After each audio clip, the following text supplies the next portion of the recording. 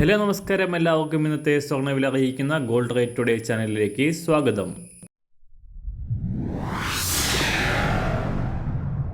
ഇന്നത്തെ സ്വർണ്ണവിലയിലേക്ക് കടക്കുന്നതിന് മുൻപായി എല്ലാ ദിവസവും സ്വർണ്ണവിലയും വെള്ളിവിലയും സ്വർണ്ണത്തെ സംബന്ധിച്ച് കൂടുതൽ വിവരങ്ങളും യഥാസമയം ലഭിക്കാനായി സ്ക്രീനിൽ വലതുവശത്ത് കാണുന്ന ചുവന്ന നിറത്തിലുള്ള സബ്സ്ക്രൈബ് ബട്ടൺ അമർത്തിയതിനു ശേഷം തൊട്ടടുത്ത് കാണുന്ന ബെൽ ബട്ടൺ കൂടെ അമർത്തി തുടർന്ന് വരുന്ന ഓപ്ഷൻസിൽ ഓൾ എന്ന് സെലക്ട് ചെയ്യുക.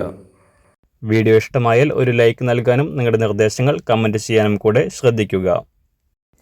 ഇന്ന് 2025 ജൂൺ മാസം 1-ാം തീയതി, ഇടവമാസം 18-ാം തീയതി, ഞായറാഴ്ച. സമയം രാവിലെ 6 മണി. സ്വർണ്ണവിലയിൽ അനിശ്ചിതത്വം തുടരുകയാണ്. ഈ മാസം 1-ാം തീയതി 70,200 രൂപയായിരുന്ന സ്വർണ്ണവില ആദ്യ ദിവസങ്ങളിൽ ഉയർച്ച രേഖപ്പെടുത്തി സംസ്ഥാനത്ത് റെക്കോർഡ് വിലയായ 73,040 രൂപയിൽ എത്തിയതിനു ശേഷം താഴേക്കിറങ്ങുകയായിരുന്നു. മെയ് 15-ന് ഈ മാസത്തെ ഏറ്റവും കുറഞ്ഞ വിലയായ 68,880 രൂപയിലെത്തിയതിനു ശേഷം കഴിഞ്ഞ കുറച്ച് ദിവസമായി 70,000 രൂപയുടെ പരിധിയിൽ കയറ്റിറക്കങ്ങളോടെ തുടരുകയാണ് സ്വർണ്ണവില.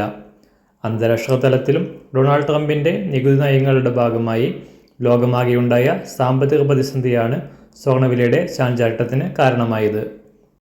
ഇന്നലെ മാറ്റമില്ലാതെ തുടർന്ന സ്വർണ്ണവില ഇന്ന് ഞായറാഴ്ച വിപണി അവധിയായതിനാൽ മാറ്റങ്ങളില്ലാതെ തുടരുകയാണ്. തുടർന്നുള്ള ദിവസങ്ങളിലും നേരിയ കയറ്റിറക്കങ്ങളോടെ തുടരാനാണ് സാധ്യത. ഇന്ന് രാവിലെ സ്വർണ്ണവില അന്താരാഷ്ട്ര മാർക്കറ്റിൽ 1 ഔൺസ് സ്വർണ്ണത്തിന് $3,289. സംസ്ഥാനത്ത് ഇന്ന് രാവിലെ 24 കാരറ്റ് സ്വർണ്ണവില 1 ഗ്രാം 9,730 രൂപ, 1 പവൻ 77,847 രൂപ. 18 കാരറ്റ് സ്വർണ്ണവില 1 ഗ്രാം 7,298 രൂപ, 1 പവൻ 58,385 രൂപ.